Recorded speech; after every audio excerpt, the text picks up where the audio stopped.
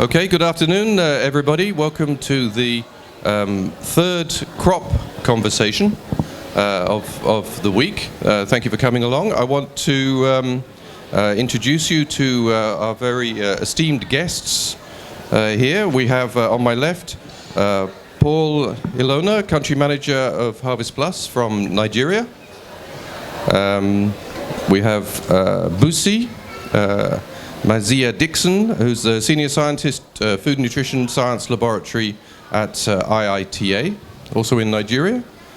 Stefan Dahan, Cassava Breeders Network Coordinator, SIAT in Vietnam. And Dominic Dafour, Food Science Specialist, International Center for Tropical Agriculture. So welcome. Thank you, everybody, for agreeing to do this thing today. I hope you all know what your question is. So the format here is I will introduce the topic, and then each of these world-renowned experts will be given one question that they have to address with a reasonably short answer. We only have about 25 minutes. So if everybody is brief, then we maybe get a chance for some conversation and some questions from the audience at the end. But let's see how we get along. So the topic is food and nutrition security. I forgot to introduce myself, I just realized, in case you all don't know who I am. My name is Ben Bennett. I'm Deputy Director of NRI, the Natural Resources Institute in the UK. And I'm an economist, so maybe I have different views from some of the more technical people on the panel here. So, as staple or supplementary foods, roots and tubers are critical sources of food and nutrition security for millions worldwide, particularly for small-scale farmers and their families. Their main nutritional value lies in their ability to provide one of the cheapest sources of energy in the form of carbohydrates in developing countries. The high yields of most root crops also add considerable benefits compared with grains, contributing both to food and income security.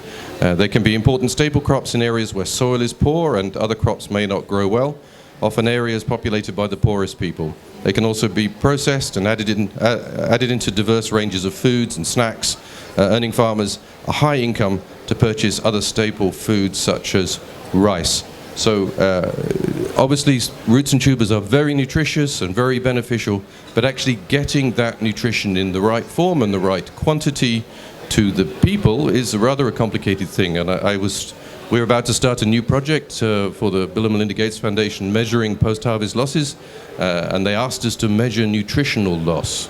And I don't think anyone's done that before, and I'm now beginning to realize we should not have said yes to this question, because it's actually really hard. So I'm hoping some of you guys maybe have some answers to our challenges with understanding what is the nutritional loss in post-harvest losses. So Paul, maybe we start with you. So I hand the microphone to you. Your question, please, is how can researchers address improvements in root and tuber crops to ensure root and tuber crops meet the preferences of both farmers and consumers? Thank you so much. Now, there has been quite a lot of discussion around this same issue in the past. Breeders have the challenge to develop new varieties that meet specific farmers' needs, not just farmers' needs, but also consumers' needs.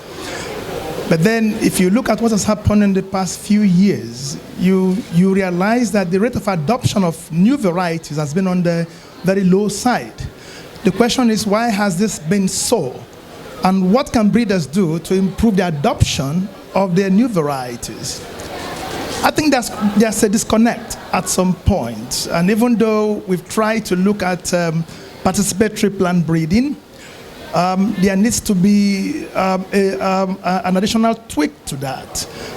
In participatory plant breeding, what our breeders have been doing has been to work with farmers and consumers to identify the specific traits of interest, and then they go back to the field to develop the varieties they think will fit into the farmers' needs.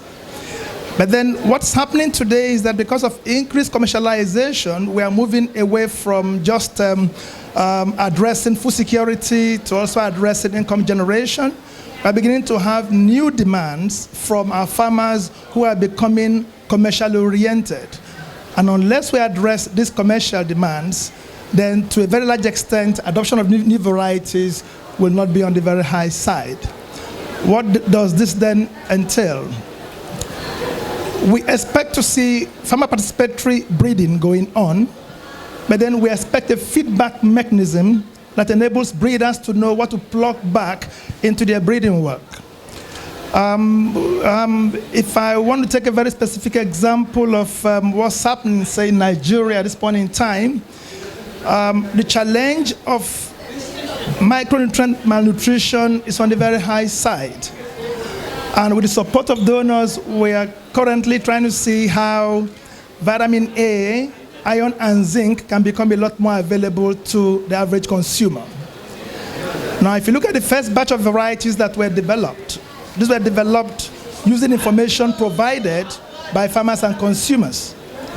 But then on the field, the impressions we are getting are slightly different, all right? Because whereas farmers developed, the breeders developed these varieties, hoping that there will be a lot more attention on household nutrition, we now realize that most of those who are currently adopting are those who want to make some additional income.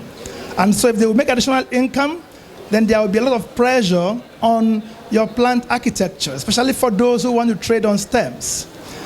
The varieties we have at this point in time are the branching types. They want the erect type.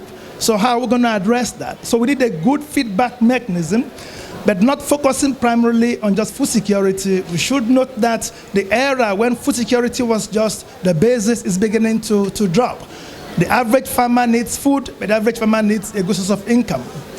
Now, if you go further down the line, you then see that the drivers of adoption of new varieties today are actually the marketers themselves. Now, the marketers depend a lot on processors. Processors need high dry matter in cassava so that the net food returns will be on the high side. And so it's not a question of yield any longer. Yield is good, but it has to be complemented with other desired traits. And again, if you look at the reason for which extensive breeding work was done to address malnutrition through biofortification, you realize that one of the primary drawbacks today is the low retention of vitamin A in processed foods. And so, how would breeders, what is most needed at this point in time would be to see that breeders work hand in hand with not just farmers, but then with processors and with consumers. It's a whole value chain. We should be looking at end users' perspectives and not just farmer participatory selection. Farmer participatory selection is highly skewed to just the desires of the farmer.